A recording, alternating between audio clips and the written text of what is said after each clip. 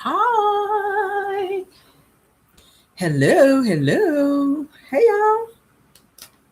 Happy Sunday. Happy Sunday, everybody. How y'all doing? Oh, child, let me tell y'all before we even get started. How about I went swimming today, y'all? I went got in the pool today. Okay, when got my little swim on, honey. It was hot as hell out there today. That sun beat the hell out of me. When I tell you, I came home and got me a shower, messed around, and got in the bed, y'all. Ooh, it was almost a wrap, baby. It was almost a wrap. I had to look at and I had to set my alarm on my phone so I didn't forget to get my butt up and get on up here, honey, so we can get the show started. I done got downstairs and got comfortable after that shower. Y'all know when you get a good hot shower, baby. Whew, Lord. But child, we are here. Nevertheless, we're here. We are here. Thank y'all for being so patient. I hope you guys had a great Sunday thus far. For those of you who are here for the very first time, this is the review for Love and Marriage Huntsville, honey. Yes, the review for Love and Marriage Huntsville. Yeah, how many we got in here? 126. We got 77 likes. Can we get the likes up? Can we get the likes up? Somebody said, Rell, hey, hey. What's up? What's good? Yes. All right. So let's go ahead and do my disclaimer. Okay. Everything said in the video is alleged in my opinion and is used for fair use and entertainment. All right. Meaning don't take none of this ish personal. Okay. Right. All right. Let's get started, honey. All right. Season 6, episode 15. Okay. Season 6, episode 15. The episode title is Give Black to the Community. I gotta say it like Tisha. Okay. Community. That's how she said it. All right, so the expo scene is where we're going to pick up because that's where it left off. All right. It's Johnson, you already starting to laugh. All right, so Stormy, honey, Stormy explains to Tisha that Marceau approached her about this $100. They still talking about this $100, okay?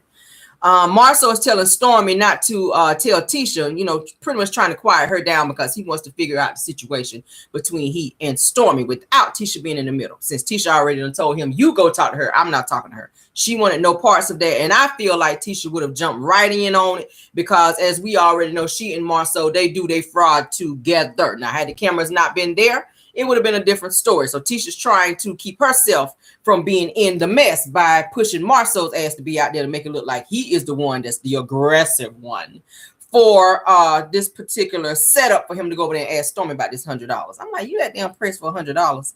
And from what Tisha's saying, he didn't even ask everybody that was a vendor for this particular expo to even be giving them $100. So why are you pressing Stormy about this when you have several other vendors that you asked to be there that did not pay $100? Like, sound like a little personal vendetta, but nevertheless. All right, so Marceau tells Stormy, that's not what I said, kind of debunking what Stormy was saying, and says that he pretty much asked her, okay?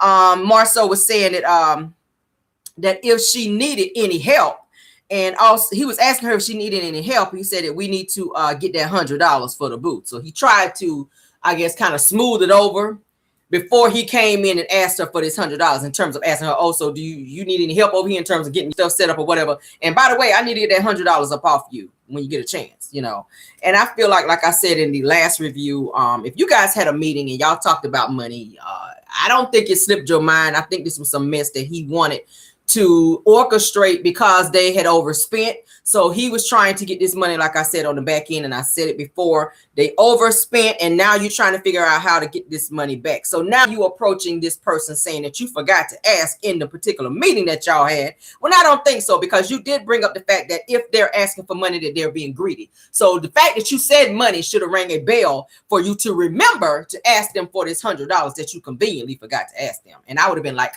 no. You didn't ask for it then, bitch. Don't ask for it now. I would have been on that.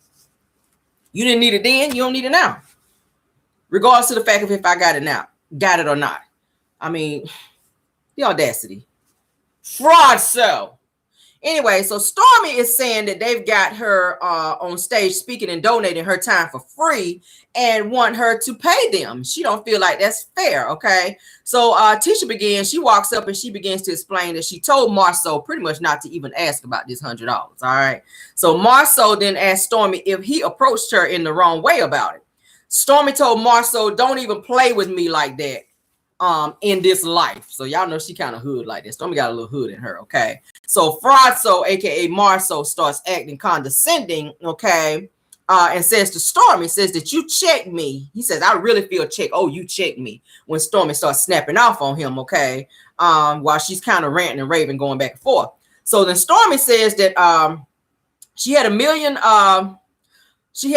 order that she was trying to work on at her warehouse that she was trying to get out, and she still showed up to the expo with no makeup or hair done because she wanted to contribute and help out at the event for the community. Okay, so bottom line, Stormy says that, you know, if there's any money involved, that they should have told her, like I said beforehand. She's pissed about it. Okay, I'm not really a fan of Stormy, but I do agree with her on that note.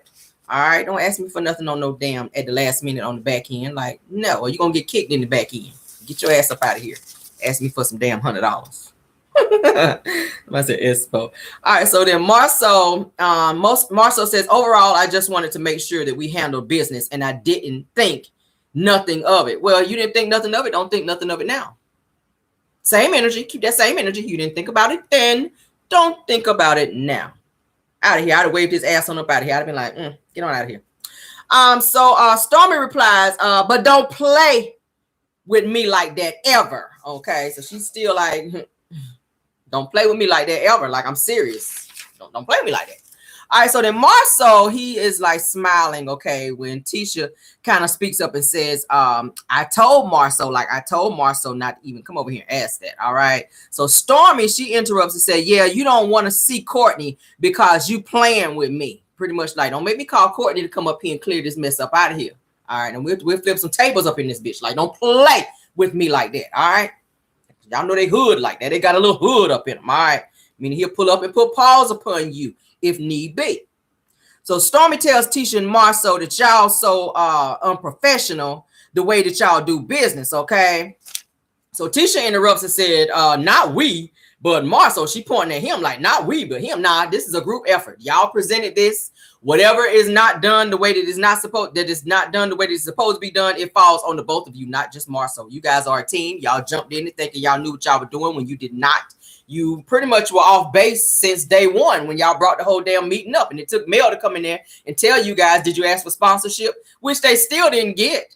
They still didn't get no sponsorship for this particular expo because they didn't know what the hell they were doing. So now you're trying to make that money back because you didn't get no sponsorship, so they say. All right.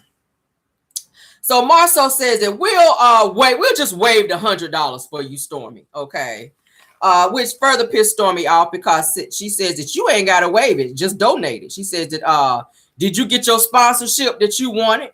And like I was just saying, he shook his head no, saying, nah, you know, we didn't get no sponsorship. All right. So then Tisha, she's kind of staring at Marceau because at this point, Stormy is kind of putting him in this place and telling him off. You know, I don't know what it is with Tisha. She always, it's like she looks at Marceau for validation anytime a conversation is taking place, and she kind of don't know where to jump in or what to say. She just kind of stares at him for like validation for him to, I guess, nod her in. They'd be like, okay, yeah, you could say something or not. Tisha, she just, I don't know. She gives beard sometimes when it comes to her and Marceau. She kind of acts like a beard. So then Stormy says, oh, you didn't get it, huh? Talking about the sponsorship. She says, now I understand why you asking me for this $100. Then she walks off. All right. So then Marceau says that I need every $100 that I can get. And don't we know it? Don't we know it? Okay. So Stormy says, in the meantime, don't ask me for shit. And thank you. And walked off. I was like, all right now. Stormy got a little in her. All right. But we'll cry in a minute. Okay. She buck up and then she start out at crying. And then it don't, your buck up don't seem a little validated after that. I can't take you serious when you buck up and then start crying. I mean, pick one, girl. But anyway, so Tisha and Fraudso, honey, they kind of stand back and they looking at Stormy as she walks away. After she kind of read them for filth. And that's pretty much all that happened in that scene. Next scene, honey. Next scene is Melody and Marcus. They're on their way to the expo. All right. They're having like small talk when Melody says that she has a performance in Boston the next day, but she's going to, do like a little pop in at the expo to support and, and pop in and pop out just to show them that she's there, congratulate them on getting the expo off the ground. And then she's going to leave so she can get ready for her event the next day. So she's going to be performing. So Marcus says, so what's the game plan for the event? Okay. Melody says that she's just want to walk in and she want to buy some stuff, like I said, and congratulate people. Marcus then says, is Martell participating in this as well? Melody said, mm-hmm. She says that the meetings that we had, that he was a part of it, and he seemed to be down for whatever was going on with this particular event, which we know he ain't got nothing else going on, so of course he's down. All right, so then Marcus says, how's he going to react? Okay, so Melody says, I don't know. I just ignore him, which we already know that, and it drives him nuts because he wants her attention, but Melody, she just act like he ain't in the room. All right, so at the expo, they're actually setting up and people are arriving, okay? A few people are seen there. Again, Carson Blue, as you guys know who she is, shout out to her. She is seen again in this particular episode. She's there. You see her. She's pretty much looking around at booths. You're going to see her a couple times in this particular episode, okay? She's over there looking at, I think, like Camus beauty type stuff over there where Stormy is with another young lady, which I noticed. I was like, oh, that's Carson. Tisha comes in, honey, looking like the Cowardly Lion, honey, with that thick ass curly wig on, honey. Going around greeting people, being fake as hell per usual. Okay. Hello. My name is Letitia Scott. Hello. I was like, okay, girl. Okay, girl. She's been fake as hell. Hello. I Letitia Scott. Letitia Scott. Hello. I was like, all right, girl. So Marceau and Tisha, honey, they go into confessional. Okay. Tisha said, it was all worth it. All the hard work that we did. Okay. Marceau said that almost everybody paid their $100 fee, so he's still on this money, which says to me, sir, you are greedy and money hungry, because that's all you talking about. You can't even let this $100 go. For a person who said that they are worth $17 million, you are super pressed, panini pressed, a warehouse of panini pressed about $100. Do I need to cash app this motherfucker $100 so he can leave it alone? Damn, I want to cash app him $100 so he can let it go. I was tired of him talking about this $100. Okay. He also goes on to say that there's one person who didn't pay, talking about Stormy. Tisha says, no, there's about 2 or 3 actually that did not pay. All right. So while they are in confessional, Martell arrives, okay, with his tight ass Easter suit on, honey, with the wedgie up his ass per usual. Okay. With no business booth, no business in sight, no business to showcase, nothing. Okay. Yeah, I don't even know why he was there. I don't know why he was there. Martell, I'm still waiting to figure out why you were there. Okay. He comes in talking about he want to encourage his brother. He's talking to this mentor, saying that he wants to kind of encourage his brother. He wants this person to mentor his brother. You more focused on your brother being successful, and you not. I would think that you would take that energy and apply it to yourself. How you gonna make somebody else great when you're a failure? No shade, but shade. I'll stay there. Let's stay there a little bit. How you gonna make somebody else successful in business when everything that you've launched have crashed right back to the ground? Your book, your wine, everything. Cookbook, plane ride to Canada. Your ass got held up in Canada. Couldn't probably get back from Canada. Just, y'all. Anyway, so Melody and Marcus then arrives, all right? Melody comes in and says, oh, I can tell I'm going to be buying a whole lot of stuff in here. This is really nice. And y'all know I got to talk like male in my male voice, okay? So Melody goes into her confessional. She says that, oh, this is really nice. Tisha and Marceau, they actually did a good job putting everything together. This is really nice. I'm going to spend a lot of money on here buying things, okay? So Melody and Marcus, honey, they're kind of walking around. They're checking out booths. They're speaking to people. They're doing their thing.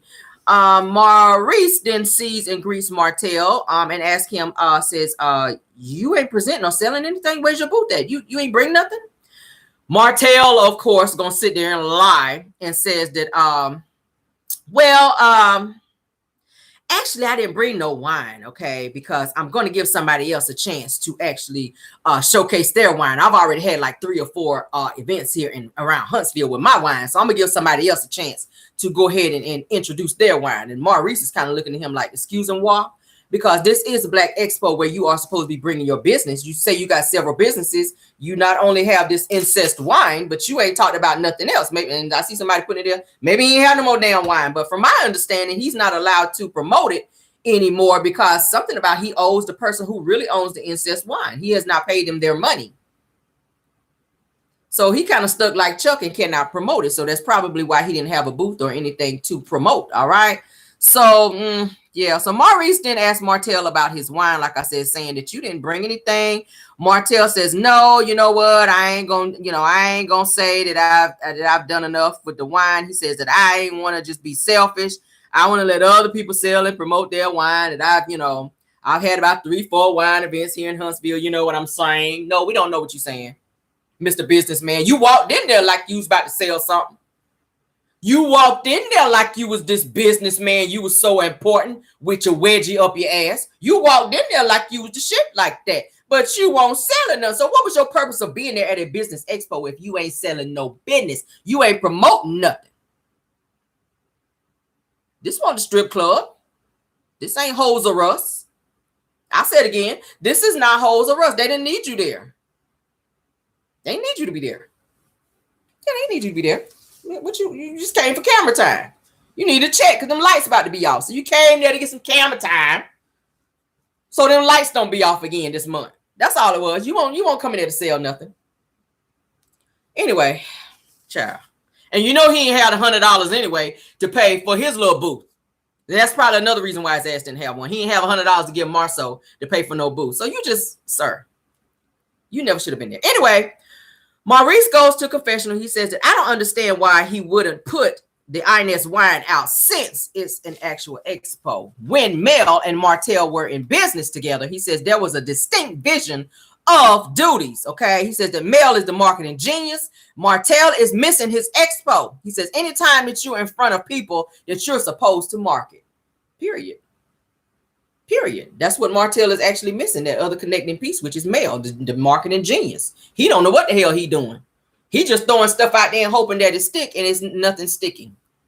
And I think he's embarrassed, and we're going to talk about that here in a few. So Tiffany comes in, honey, wobbling. She's 9 months pregnant, honey. She arrives. Lewis is already there. She greets everyone, okay? Tiffany says that she's not doing too much today, that she's just relaxing. Of course, like I said, she's 9 months. She's tired. She said that she's supposed to really been on bed rest, but she came out to support. And then she also mentions taking some muscle relaxers. Are you supposed to take those when you're pregnant? Women, put it in the chat. Has anybody ever taken muscle relaxers when they were pregnant? I did not. I was very careful with whatever I, put in my body while I was pregnant. Anyway, Maurice then says, then you'll have, you'll wind up having a baby today if you're taking muscle relaxers. So he was trying to joke. They're having a little kiki, a little ha-ha. So then Marceau turns around and he sees Tiffany, okay, and Lewis, and he actually speaks. And then Martell, of course, he comes over, speaks, kind of daps Martell up. Hey, man, what's up? Hey, man, what's up? What you doing, man? How you doing? Like they ain't seen each other in forever, okay? So, hold on. Okay, so Martell then asks Lewis, says, Big Lou, are you speaking today? Okay. He would be asking somebody that because his ass ain't gonna be speaking.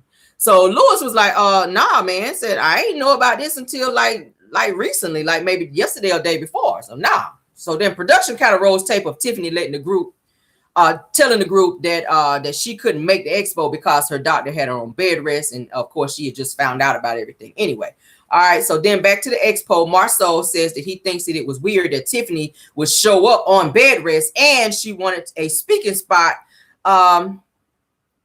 Because she's about to be giving birth, not knowing what she might say, meaning y'all know how Tiffany is always so unpredictable and she may just blurt out any old thing. So he was just kind of worried about why she would want to be on the panel and worried about what she might say if she was up there. So Melanie and Marcus, they're making their rounds when she stumbles up on Tisha's hair care booth with her daughters. It's like a big billboard. Well, not big billboard, but like big poster board with her two daughters where they are promoting her hair care line, the Macy and Mila product. Okay, Tisha's cousin is there manning the booth.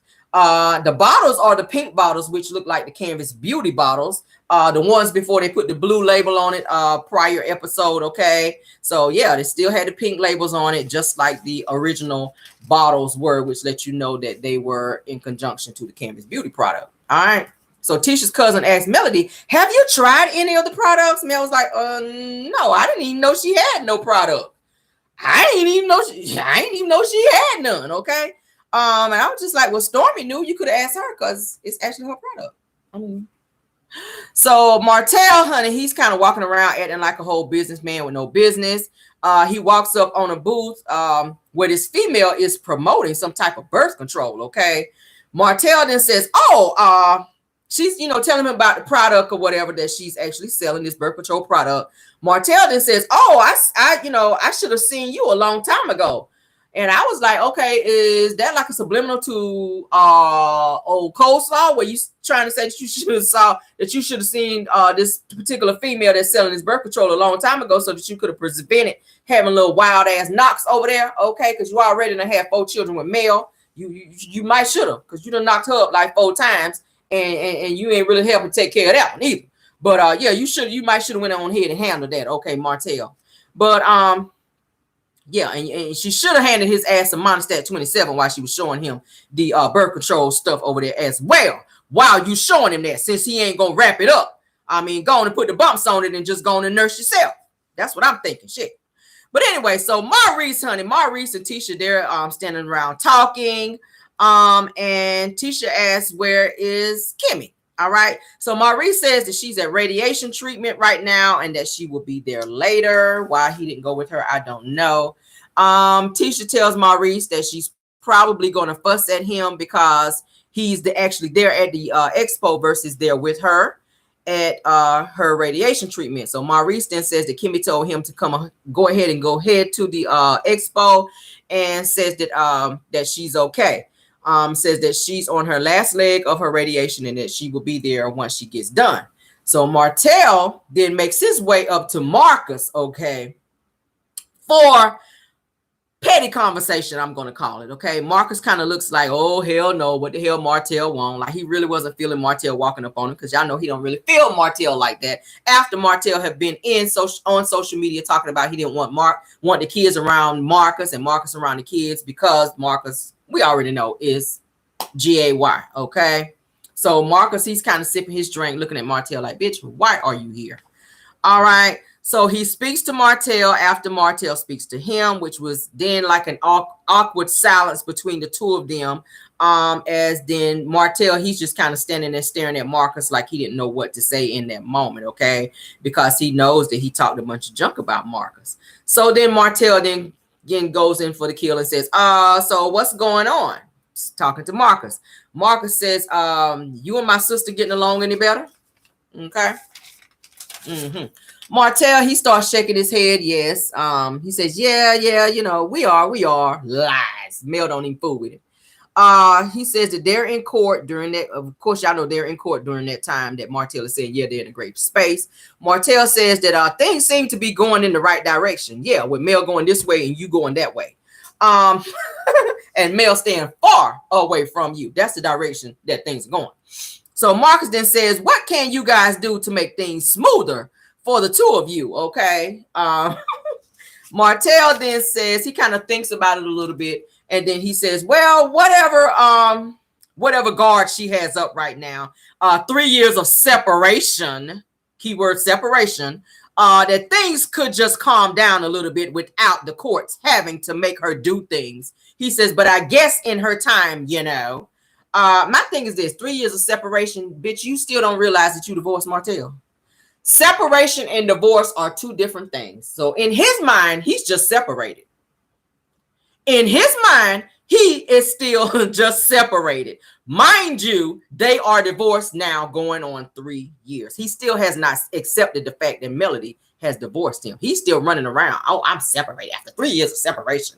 Things would be better if the courts would not have to tell her to do things, and she just needs to let her guard up. No, bitch. She needs to put her guard up a little bit more with you. Because every time she lets her guard down, you show your true colors. And that's what he wants her to do, let her guard down so he could swoop up in there and do something else effed up to her. So that is why she don't trust you. That is why she has her guard up. That is why she continues to ignore the hell out of you, and that pisses you off, okay? To the highest level of pissivity.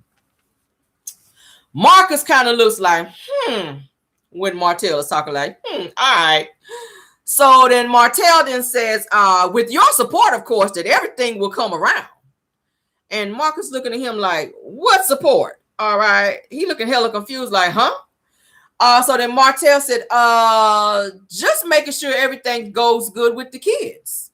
But you already said you don't want him around the kids. So which one is it? Now you just trying to play in the viewer space for camera time and for the cameras to make it seem like you don't really have a problem with Marcus when we've already heard that you do. Like why does he do that? Martell is always about image. You don't want the kids around Marcus because he's gay. Okay? You don't, Martell. You don't. So production went ahead and made a liar out of Martell. And they rolled tape back to several conversations that Martell and Marcus had prior, okay? So Marcus then tells Martell, he says that I think I know why you did what you did. He says it's the insecurities that you have and really from childhood. It's something that happened in your childhood. And I did a live a little bit back where I said it's something in Martell's childhood that happened to him, okay, that makes him feel like that he always has to be aggressive towards women. And I say allegedly, usually when someone is violated as a young person by a particular female, they have a lot of animosity and anger and rage towards that particular type of sex. Females. Martell is hella aggressive towards females, not so much towards males. If you notice, something happened to him. I say allegedly. Marcus just sat here and said the same thing, and it pissed Martell off. He didn't like that. He didn't like that. Okay. Then Martell, of course, he got nervous when Marcus said that, which further let me know something in the buttermilk won't clean. Something in the buttermilk won't clean, and Marcus hit the nail right on the head, baby. Okay. Martell then responds, says, "Oh, okay, all right." He didn't deny it. So then they showed another scene between Marcus and Martell. Okay, per production. Martell tells Marcus, he says that now that me and Mel are getting through some things, that I don't want them exposed, meaning the kids, to husband and husband. He says, I have feelings about that, which further lets me know, sir, you just admitted that you are homophobic because prior to you and Melody getting divorced, you did not have a problem with Marcus because you used to go to Marcus' house. You used to go to barbecues over there. The kids used to be there swimming in the pool. It was like one big happy family. Now all of a sudden that Mel don't want you. You don't want the kids around their uncle. So let me know when you became so homophobic. Because you do like to hang around Carlos King, which we all know is openly gay. You do like to be around Sheree's stylist, which is also gay. You have been known to be in the gay bars down in Atlanta. Okay, you were down there at some type of parade, which to me looked like a pride parade, judging by the shirt you had on. So I don't understand how you become so homophobic when it just comes to Marcus, but you like to be around other people who are of the same sex, who are that way. And I ain't got nothing against nobody being that way, live the way you want to live. But I do have a problem with a person acting so homophobic and like to flip-flop and switch it up and say you don't want your kids around somebody just because somebody don't want you. That's what it gave me. Okay. Marcus then responds. He said, but that's wrong. He says, there's nothing negative about my life. He says, everything that I'm doing is positive. All right. Good comeback, Marcus. All right. So they showed another scene with Marcus and Martell at the Halloween event. You guys remember that when they both were dressed up in the same Halloween costume. Y'all remember. Marcus then tells Martell, he said, you know what? He says, the kids always tell me when it's time for them to go. He says that I want you to be my daddy. He tells Martell that, which pisses Martell off. Martell then responds. He says that if you ever say that shit to me again, then I will beat your mother sucking ass. Right now, he became very aggressive because Marcus told him that the kids say that they want him to be their daddy. I said, that struck a chord with Martell. Oh, that pissed him all the way off to where he wanted to put pause upon Marcus. But I think he knew better because Marcus was standing there like, bitch, I wish you would. And don't ever threaten me with a good time by telling me you're going to beat my ass because he didn't flinch. Marcus didn't flinch not one time. Marcus didn't flinch. He stood there like, what time this going to get started? What time is the ass whoopings going to get started? Because I ain't got nothing but time, space, and opportunity. Like, we here. What time is going to get started? You don't scare nobody, Martell, just because you start yelling, because you get loud. Marcus was like, okay, and what time? What time we going to do this? Anywho, so Marcus then says that I'm telling you what the kids are saying. You doing all this raw, you all raw, but I'm letting you know what your own kids are saying, pretty much. All right, so then back at the expo, All right, Martell, he kind of sticks his hand out to shake Marcus's hand because by this time he wants to end the conversation because he really not getting nowhere. He sees that Marcus not going to kiss his ass and kind of give him what he wants, which is attention, all right? So they kind of shake hands, they walk off. It was kind of like a real dry type exit between the two of them. You could tell Marcus wasn't really feeling him. He was just trying to be cordial. Martell really wasn't feeling him as well. So they kind of went their separate ways. And like Martell does, like the bitch that he is, when he was walking off, he decided to be the little bitter bitch that he was. And he mumbles under his breath about Marcus, okay? And he says that Marcus is very immature. Well, you are very immature, Martell. I could do a rundown, but we don't really have time. Okay? And we've seen enough episodes to see how immature you are.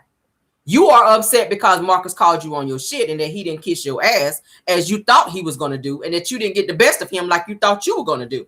But moving on. Martell then goes to confessional, which that's where he talks most of his shit. He says that I feel some type of way about Marcus, which we know you do. He says that he tried to rush our conversation. So I'm not really feeling Marcus. So what you want him to take his time and talk to you when he really, really didn't want to talk to your ass anyway. You walked up to him. You walked up to him. He didn't walk up to you. So he can rush whatever conversation he wants to. He hurried up and he was probably trying to hurry up and say what he wanted to say to you to get the hell away from you before he wound up cussing you out. Because we already know Marcus got that slick mouth and he do it in such a corporate type of way. Marcus will read your ass down and you got to stand there for a minute and be like, bitch, did he just read me? He did it so eloquently. I didn't even know my ass was red, but you was red. That's the way Marcus read your ass. But Martell ain't smart enough to know that his ass was red. Mm-hmm. But I was like, yes, Martell, I don't think you realized that the feeling was mutual, that you ain't feeling Marcus and you damn sure no Marcus ain't feeling you. So move around, sir. Come on up out of confessional and keep walking around in them tight-ass pants, going around like you selling some business when you're not. Moving on, Martell then continues, says, and he's still effing lied. So he's at this point cussing to where production is having to bleep him out to where you can't even really tell what he's saying. All right. So of course, then they go ahead on to Marceau. Marceau then sees Melody. He makes his way over to her to greet her, to speak to her. He gave her a little dry hug. Marceau then asks Melody, so are you going to think about it? Meaning speaking. She's already told you guys, no, I'm just coming here to support. I'm not coming here to speak. So they know they can't really make things pop unless Melody jump in and do what she does, which is public speaking.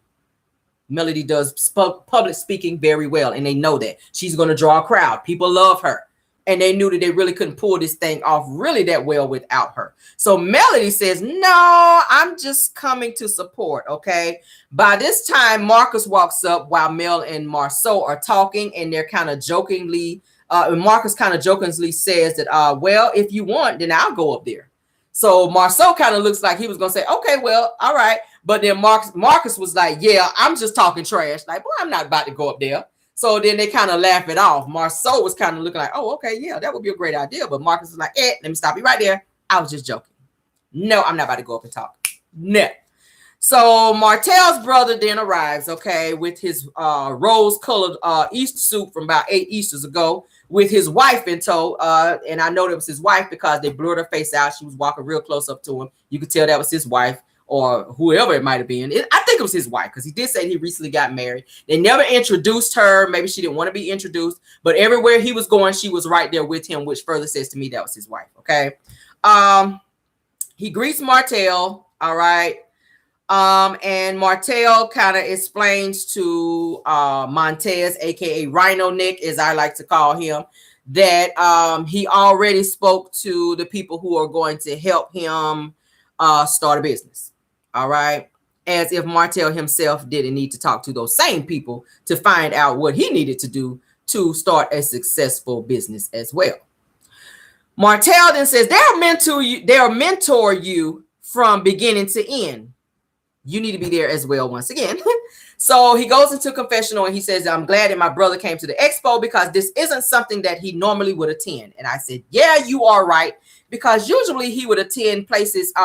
He usually attend the expos in jail and or the penitentiary, okay? It's usually called the booty expos up in there. That's what they call them in prison.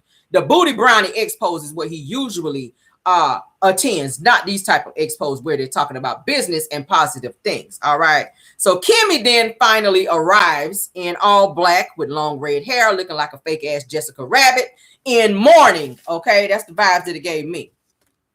Y'all know I'm gonna be petty, okay? Kimmy says per confessional that she's late to the expo because she was getting radiation and it makes her very tired coming straight from radiation to the expo. And it definitely was an act of love for her to be there. She would rather have gone home, put her feet up, lay down, and relaxed after getting radiation. All right.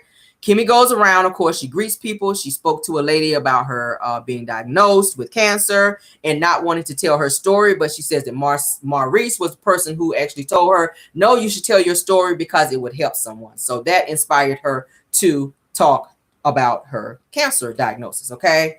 Melody sees Martell's brother, Montez, aka Rhino Neck. She's very happy to see him. She walks up to him. They actually talk to each other. They greet each other. She gives him a hug. He says that it's good to see her. He's happy to see her as well, even though he threw shade the last time he sat with Martell about Mel. Mel introduces Montez as her ex-brother-in-law, and then introduces Montez to Marcus as her brother. So she introduces the two of them back and forth. Marcus, he didn't look like he really cared one way or the other. He was sipping his drink. He was just there kind of looking around. Montez then asks Melody how she's been doing. Melody says that she's good. You know, Montez then says that he said it's going to be all right. Says, just do it for the kids, Mel. Just do it for the kids. So, of course, while the two of them are engaging in conversation, Martell is standing back and he is watching this entire interaction between his brother and Melody, acting like the stalker that he is, wishing that he would have been Montez standing over there talking to Mel, getting that attention. Okay, Montez was getting the attention that Martell wanted, and the entire time that they stood over there talking, Martell was standing there like this, zooming in, watching, giving this little fake ass smile because he was upset that it wasn't him. Mel paid him dust the entire time. I don't think she even spoke to Martell the entire time they were there. Montez then tells Melody, says that you know how my brother is. Okay. Mel says, yeah, I know. He says, and I know you know. And I know you know how he is. And then Montez says, yeah, and I know both of y'all. Trying to say that Melody, I guess, is messy too, and that he kind of knows how she can be from time to time. So Melody, she's kind of scratching her head. She says, what about me? What you mean, what about me? She says, anyway, I'm happy to see you. Like, she just skipped over there like, boy, bye. Anyway, I'm happy to see you, and it kind of makes me want to cry seeing you, okay? Because y'all know he's been in and out of jail, in and out of jail, in and out of jail. Montez is a total criminal, guys. He has been in and out of jail. So Melody, she hugs him, which then it makes her emotional, okay? As she begins to hug him, she's visibly emotional while hugging him. Then she kind of steps back after she hugs him, and she's just kind of looking at him, which then makes her reminisce to things that she, I guess, remembers about him. Martell, he's still standing back. He's still standing back across the room, staring at them, wishing that he was in that moment. So Melody then says to Montez, she's very emotional during this time. She says, it is really good to see you. You could tell it was very sincere. She became emotional. It looked like he wanted to become emotional, but he kind of looked away. You know how it is when you want to cry, when you're looking at somebody and you see they're emotional. He's looking at her, so he kind of looks away from her so that she doesn't kind of strike him being emotional. He kind of sucked it up and he didn't go there. Okay, but he did appear like he wanted to cry because she was crying. And it was very genuine. You can tell that Melody was very genuine in her emotions towards him. So Melody then goes to confessional. She says that meeting Martell at 22 years old, she says that I've been around all of his family. And I was like, girl, I know it had to be something else because they are all criminals, honey. Then Montez, she says that Montez has been one of those people who has had a lot going on in his life. She says, unfortunately, not all for the good. She says that I remember talks with him to do the right thing. She says, and seeing him here was very emotional for me because it's something very positive. So it's crazy that she can't even remember anything positive about him. So which further says his ass is crazy. That's sucker crazy. Now he done already been on, what was it, Crime Stoppers and every other stoppers out there, child. He's probably on an episode of Cops. That boy is crazy. So for him to be there, Melody said that was to make her cry and say, oh my God, for you to be here, this is very positive. I've never seen you in this light. Speaks volumes. All right. So during this time, they're painting the room. Stormy gets a call from the warehouse about an issue with some labels. where they were out of labels because the workers that she had there mislabeled hundreds of orders. According to her, Stormy appeared to be very upset. She had on this curly red wig, which Stormy made her look like she didn't have no neck. She was sitting up there looking like a Benzino with a curly wig on. Y'all know Benzino from Love and Hip Hop, honey. Stormy didn't have no neck with that wig on. I said, girl, you like Benzino with a curly wig on sitting up here, girl. As they panned the room, they got a glimpse of Madani, which is Destiny's business or non-business. I was like, why is that there? Because Madani ain't even open during that time. I guess might have been still open, but she wasn't selling shit, so it was irrelevant for her to be there. So I had to give her a girl bye. So then Tiffany, she comes over and she's talking to Stormy. All right. Stormy explains the issue that she's having at her warehouse because she's visibly irritated by what's going on. And Tiffany actually sees that she's irritated. So she explains to her what's going on in the warehouse.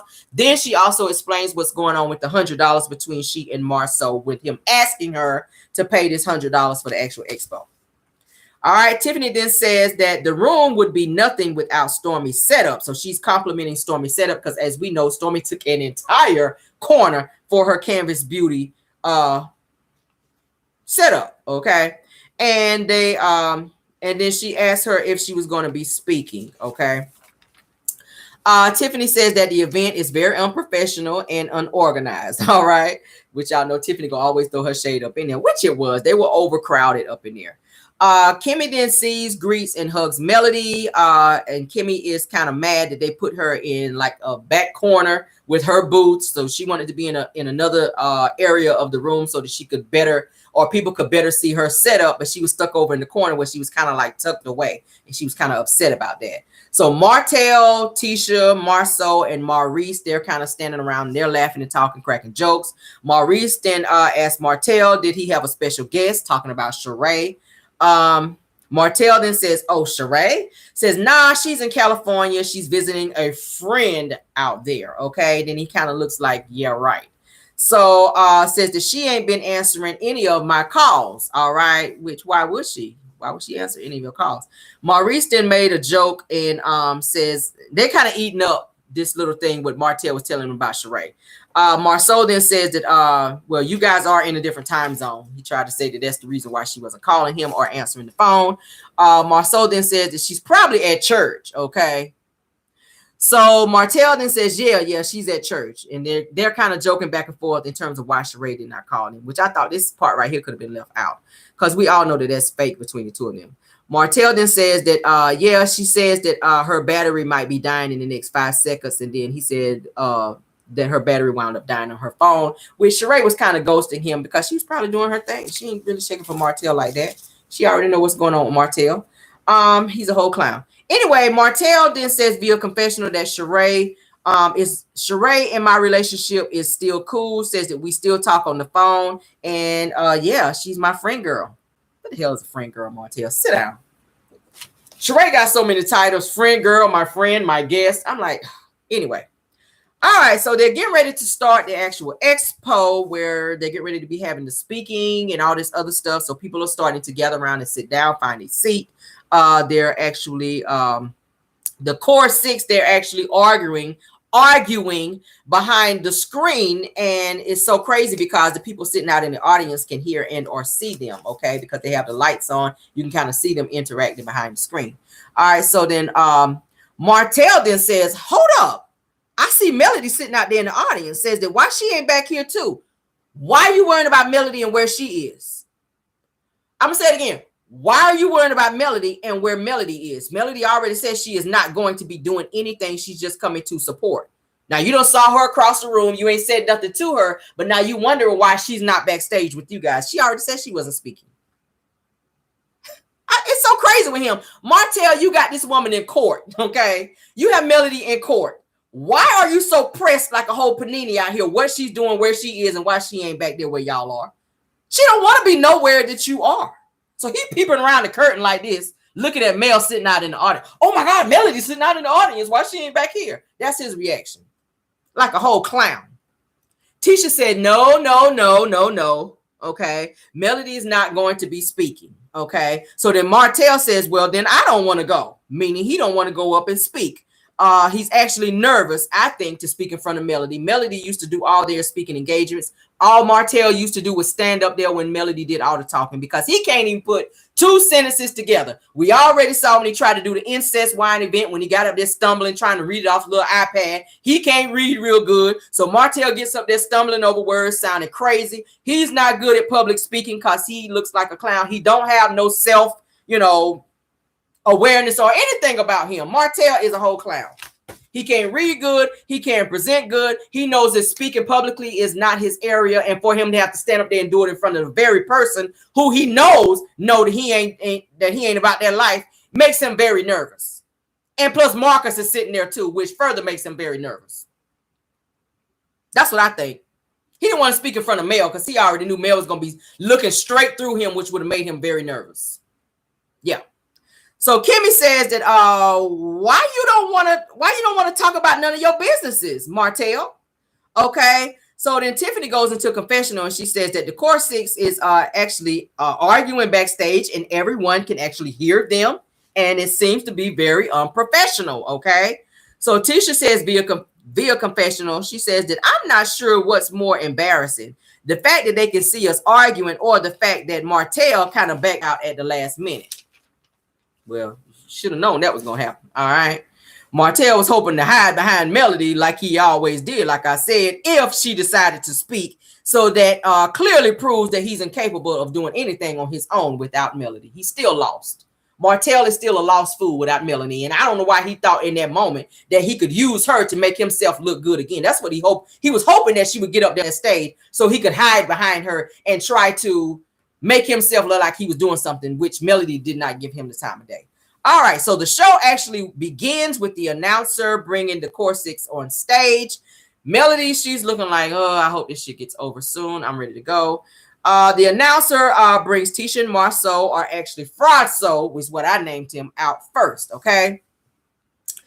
Kimmy and Maurice, they come out next on stage, okay? Stormy then comes out next. The announcer then calls for Martell to come out. Martell, he's hiding behind the screen like a sissy, like a silly little sissy behind the screen, not wanting to come out, still peeping out like a little girl, like a scared little girl. It took him forever to come out, so much so until people in the audience was looking around like, where this fool at? People and Kimmy and them on stage was looking like, where the hell Martell at and why he ain't coming out? Okay, so like I said, the announcer calls for Martell to come out. It takes him a little while. Then he finally comes out. He's trying to have this confidence, you can see, but he's scared as hell. You can see it all in his face. He's very fidgety. When he sits down, he's acting like he's buttoning his jacket. Then he acting like he's going to unbutton his jacket. He don't know if he wanted button or unbutton. He is hella scared on that stage because he know he ain't got shit to present. He done bigged himself up to his brother to make his brother seem like, oh, I'm such a businessman, but you ain't brought nothing to even talk about. So you're just sitting up there with nothing to do, all right? So his mind is swirling in terms of what he's going to talk about, what he's going to do in that moment, because Mel ain't up there to save him, all right? So the announcer, Martell then goes to confessional. He says that I definitely thought that Melody would attend the expo. He says, and I thought that she would be one of the speakers as well. He said that I didn't expect her to be sitting in the audience, okay? So then Martell is kind of... like I said, he was taking forever to come out on stage, and people kind of looking around. So then Martell, via confessional, he says that I ain't really into public speaking. He says when I push forward and I do it anyway, he says that I still want to play some part in the expo is what he's saying. But I'm like, okay, Martell. He is very, very nervous. So the host then asked the group, he says, have you guys ever experienced any failures in business? Okay, Martell, you should have been the first one to speak up when that question came out, baby. He sat back like, oh no, everything is cool over here. Kimmy then says everyone has challenges, okay? Says that they, meaning society, don't want to let people of color in. That was what she had to say. Marceau, aka Fraudso, y'all know he likes to sound so intelligent, like he know what he's talking about when he talks in circles, when he really sounds like a whole clown. He says, let's just get taught, or let's just get bought. He says it's always a lesson, or you bite it till you learn it. Okay, Marceau. You can go ahead and pipe it down too, okay? You can pipe it down too, okay? And this is what you should have said. You fraud people until they sue you, okay? This is what Marceau should have said. You just fraud people until they sue you. And you never really learn your lesson, okay? Until your ass is standing in court and you get sued. That's what you should have said. I was trying to help you with your speech there, bro. So then Maurice comes in, okay, aka never ever have nothing really concrete to say either. Another Scott who speaks in circles. He says, every single business that I ever had, I failed at it. I said, no shit. Credit one, that's a great start. That's a failure as well. He says that he says, run to the failure. Learn from the failure and take something with you. And I had to help him with his speech as well. Run from your customers at Credit One. Never learn from taking their money and not fixing their credit, okay? And keep taking their money with you when you run. Yeah. That's what you should have said, Marceau, or Maurice, rather, because that's what your ass been doing. According to the Better Business Bureau, that's what the people are saying. Yeah. So Tisha then, she gears up, honey, to get ready to overpronounce. I said, oh, God, here come the thick tongue, baby. She getting ready to start spitting for real over there. She couldn't wait to get her turn. She said, okay. So you got to be okay with asking for help. That it's okay to see someone who is where you want to be and be like, hey, girl, how you get there?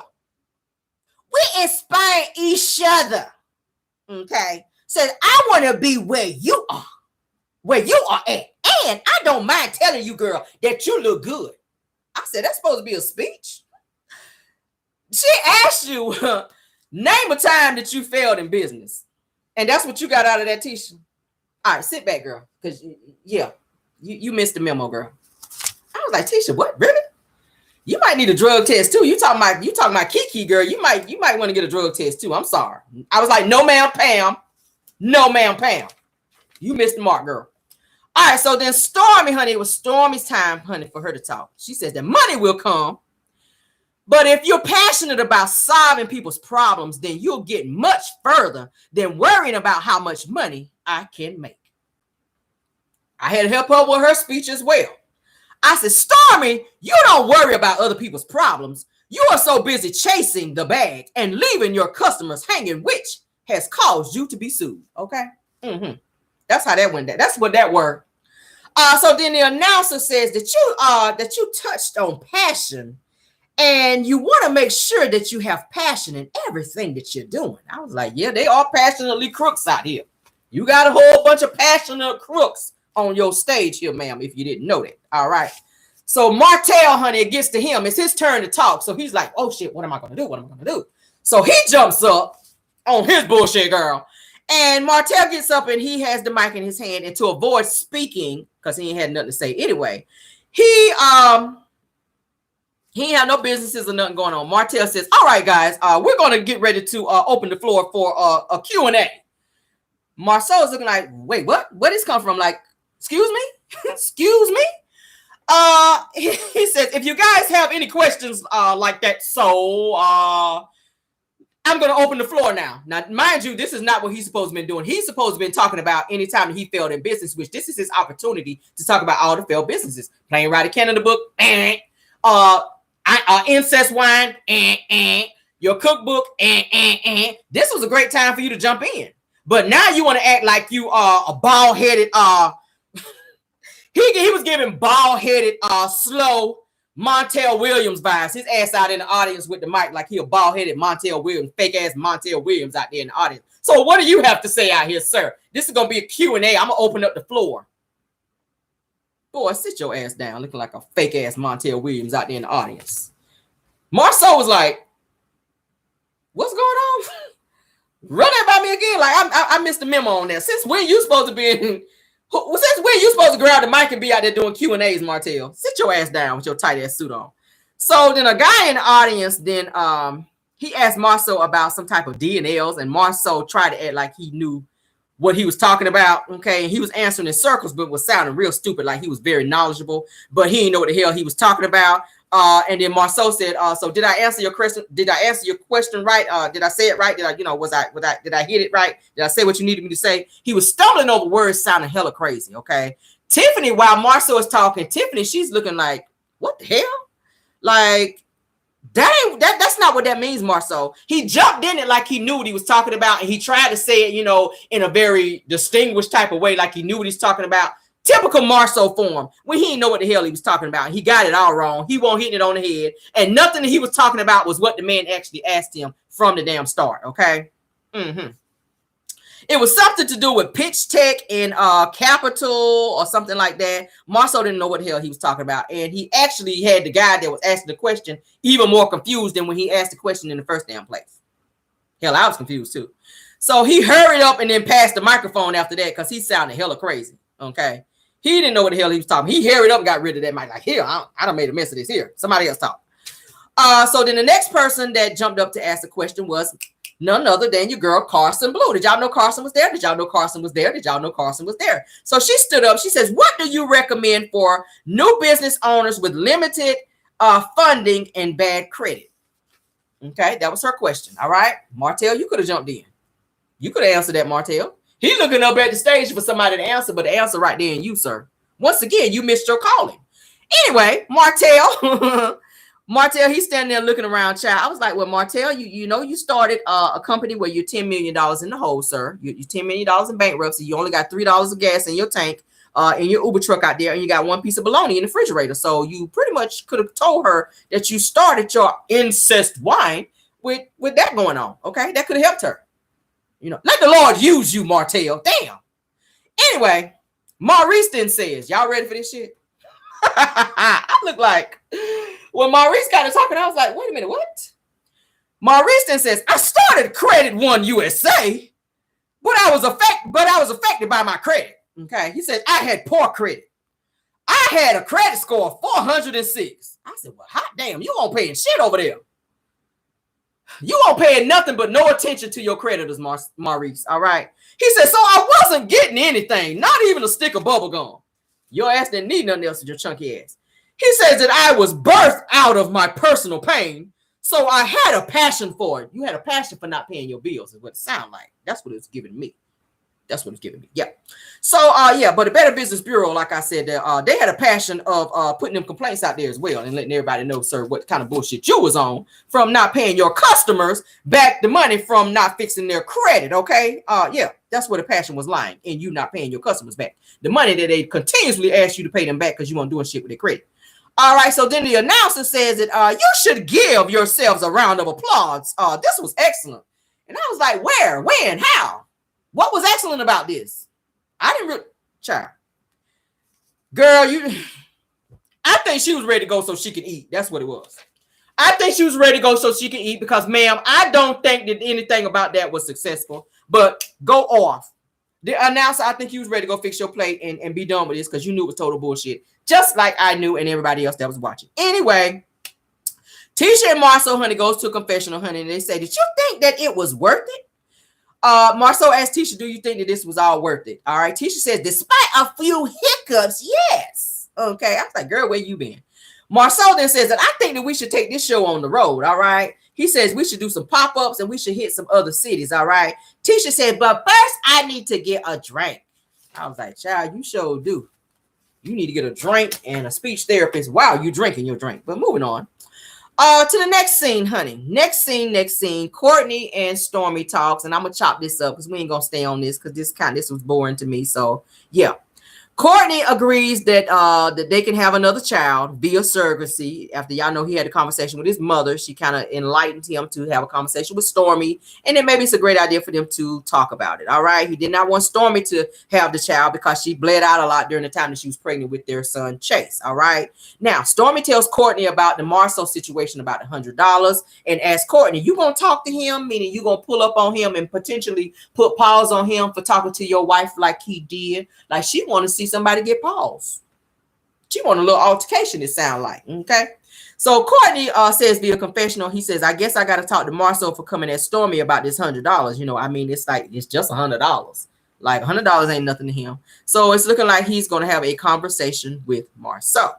All right, so we get into the next scene where there's Kimmy, Tiffany, and Stormy, as well as Tisha. They're going to be meeting up for lunch via the invitation of Tiffany. Tiffany invites all of them for lunch. Of course, Kimmy, she's already there. She got there first at some little lunch spot where they're going to be eating at. Tiffany then arrives. After Kimmy gets there, Tiffany invites, like I said, she invited all them for lunch to talk about, to have a talk about Tisha and about her excluding her from the actual expo and to give her some constructive criticism, as Tiffany calls it. All right. So Stormy then arrives next and she greets Tiffany and Kimmy as they're sitting and talking. Tisha then comes in, honey, with that same old Cowardly Lion wig on, and this tie in the front shirt, honey, because y'all know she done got all this mommy makeover and this Brazilian butt lift, baby. So she is out here trying to show body yada yada with these ugly ass, big ass jeans on that she had on. They look like some kind of distressed jeans. So Kimmy, she's kind of looking at Tisha like, oh Lord, here we go with this bullshit again. So then Tisha says via confessional that she understands Stormy feels a way about paying the $100, but she's hoping that they can move past, not past it. Okay. Yeah.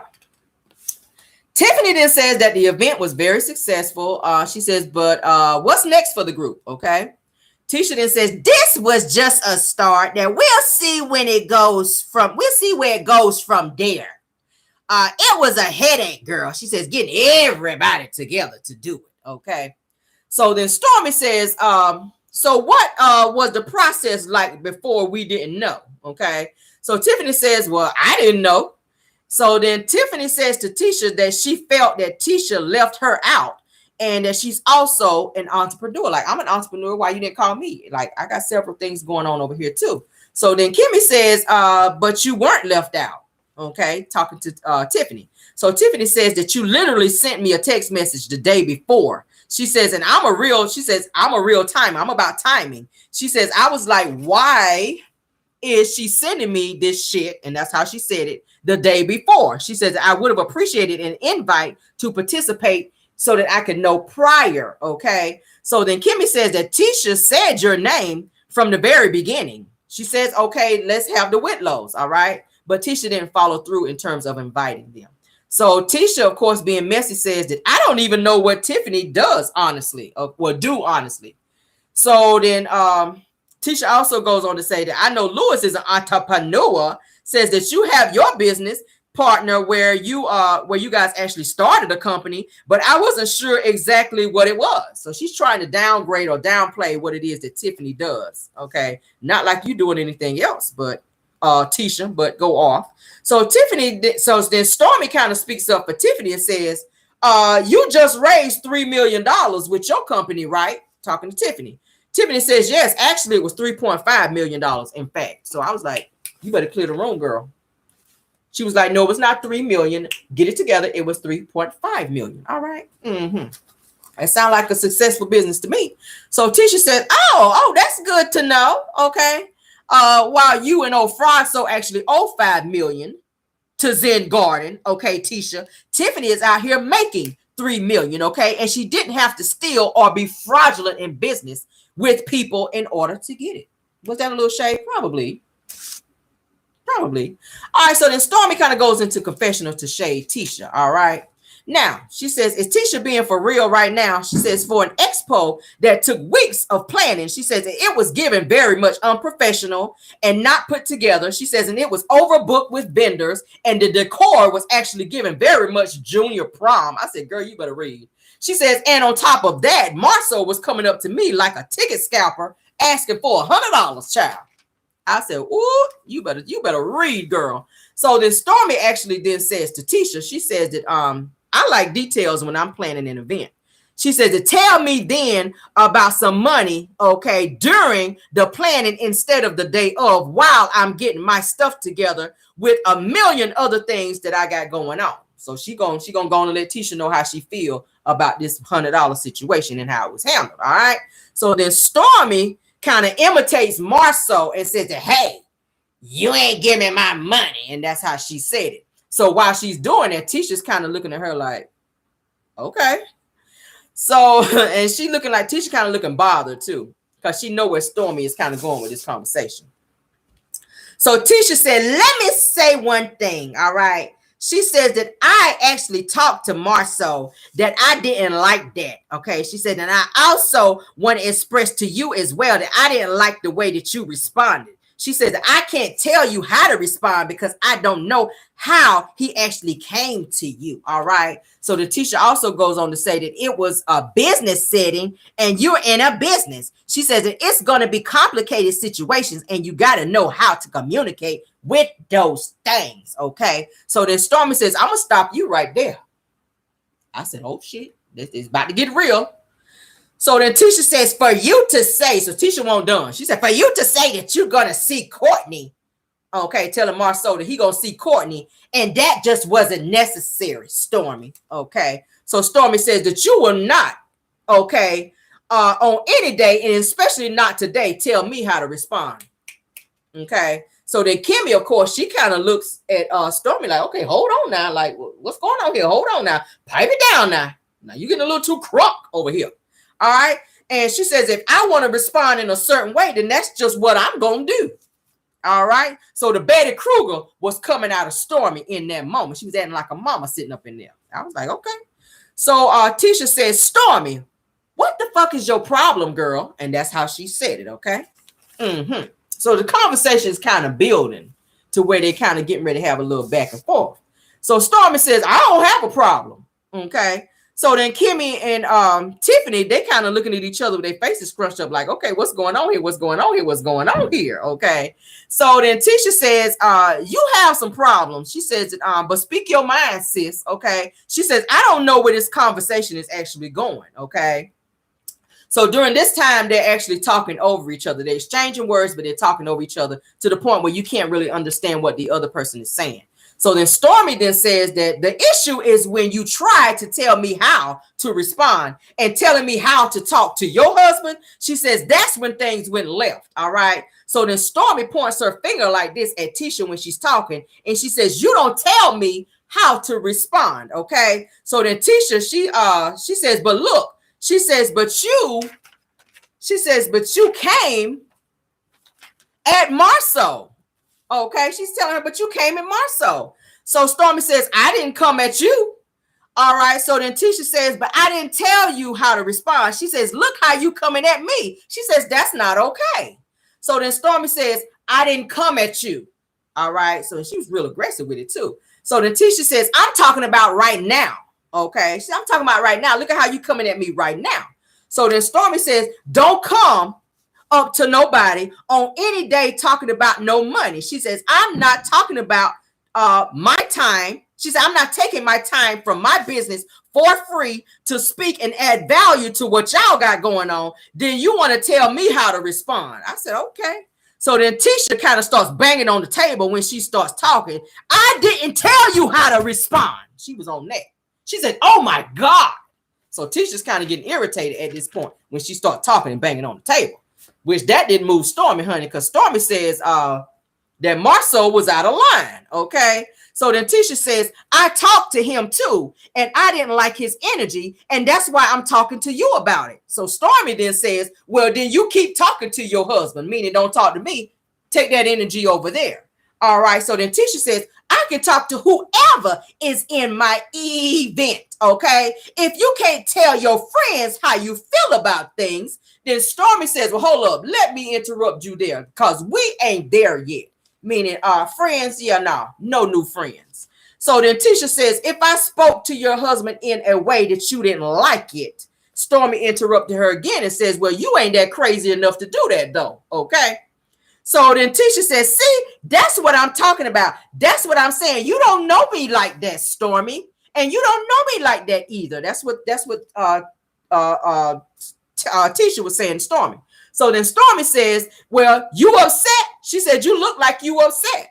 So then Tisha said, no, I'm just telling you that you're being very disrespectful right now. Okay. So then Kimmy kind of jumps in to tell Stormy, she said that you're kind of being patronizing at this point. And I was like, Kimmy, sit back, shut up. This is getting good. So then Tisha says, now the old Tisha would have jumped across this damn table. Okay. All right. So then Stormy says, well, do it then. Get active. Okay, get active then. You want to jump over the table, get active. I was like, oh shit, get active. I like that. So then Tisha said, girl, okay, girl. So she just kind of pipes down and just sit there on her girl. So Tisha then goes into confessional, okay, because that's where she likes to talk shit too. She says that given the timing and budget on this event, she says that Stormy and Tiffany should be congratulating me versus being very petty. Like, what's the problem? She said that y'all haven't done it. We did it, and it was a success. So let's just move on.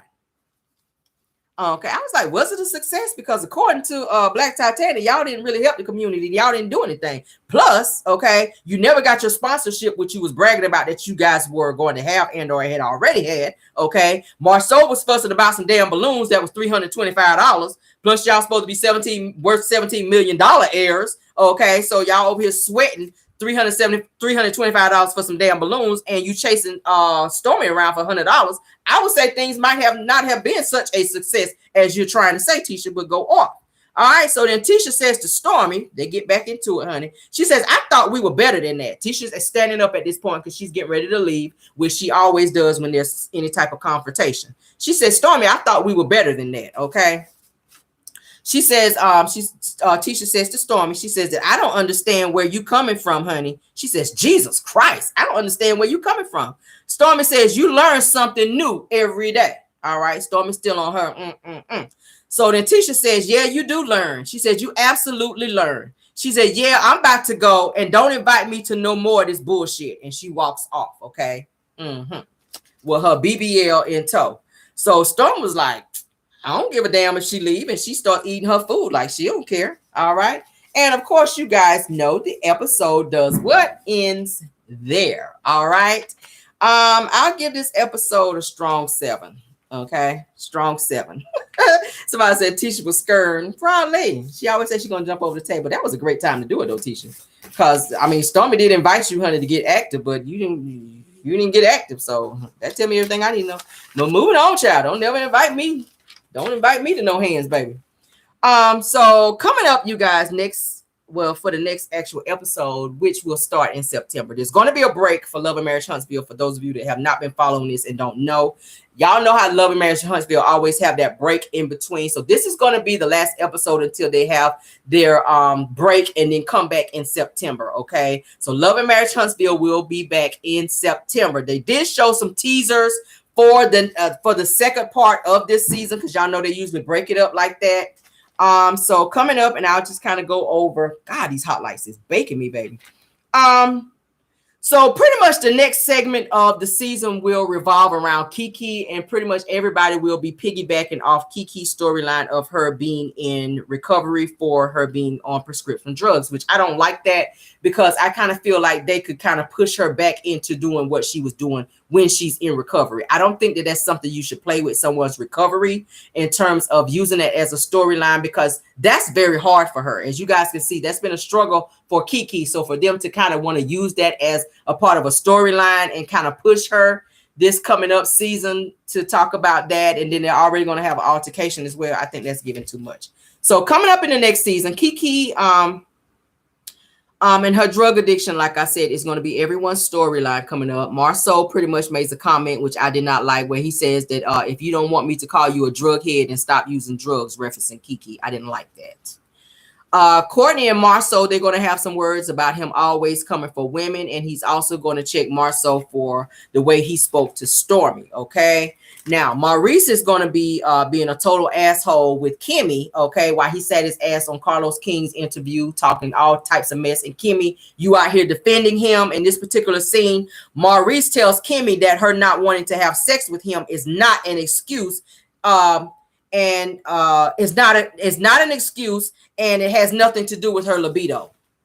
So, Kimmy, this is the food that you are protecting and jumping your ass on interviews to try to talk everybody down from feeling the way we feel about Maurice, when he just said in this upcoming episode or season, in the new season, that it has nothing to do with that you're actually using not wanting to have sex as an excuse, and it has nothing to do with your libido. Y'all see the bullshit I'm talking about with him too? But you defending him. So Melody then tells Marceau that she ain't worried about him whenever he's trying to be smart in the mouth and tell her, oh, Mel, don't cry. And Mel pretty much was like, well, you need to be crying. She says that you need to be worried about crying when Tisha actually leaves your ass, okay? Because in this particular season coming up, we're going to find out that old Marceau, honey, been out here on the creek. Okay? He been out here on his TLC on the creek. He been creeping on the down low. Nobody, well, everybody know now, shit. So they're at some type of family function with Tisha and her family. Is Kiki there? Stormy is there, sitting at some table. Look like they get ready to play some cards or whatever. Kiki blurts out to Stormy, who is sitting beside her, that Marceau was cheating on Tisha.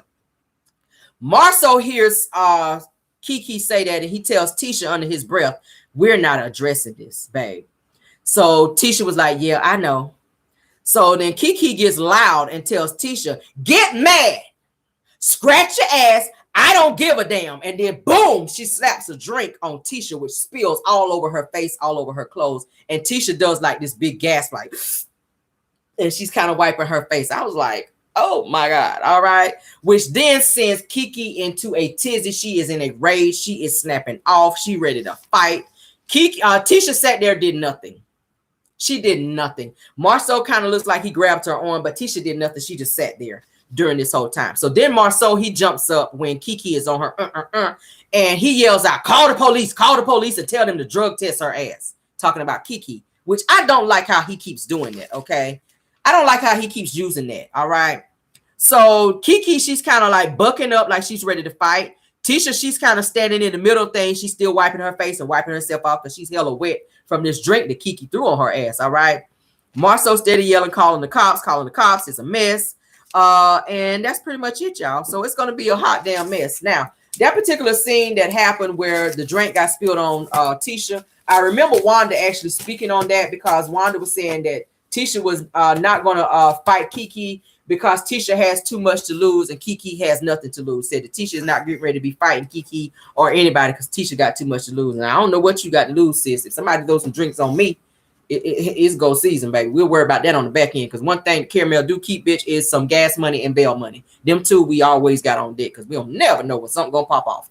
But anyway, guys, that's the end of our review. I hope you guys enjoyed it. I hope you guys got your laugh on. I hope it was very entertaining. Love and Marriage Huntsville will not be back until September. I will keep you guys abreast of what is going on outside the show because y'all know outside the show is really more interesting than the damn show, okay? So, yeah, you guys continue to keep coming over here. I'll still be coming on doing reviews. I'll be reviewing other shows as well. So, yeah, I know you guys will be missing Love and Marriage Huntsville reviews, but yes, we will still be reviewing shows as well. All right, thank you guys so much. Somebody said great commentary, Caramel. Thank you guys for watching. Please leave some comments. All right, let me know how you guys feel about the actual review tonight. Please go ahead and like the video. We got 827 in the building, 532 likes. Thank you, Mars, for doing a great job. Thank you, any content creators that join us tonight, whether you in the chat or in the bushes. All right. Love you guys all the way down. We will have Car Chronicles in the morning. I got to go so I can get my show together for that as well. All right. Thank y'all for being here and joining us. You guys have a safe, blessed night, and I will see you guys tomorrow. Good night.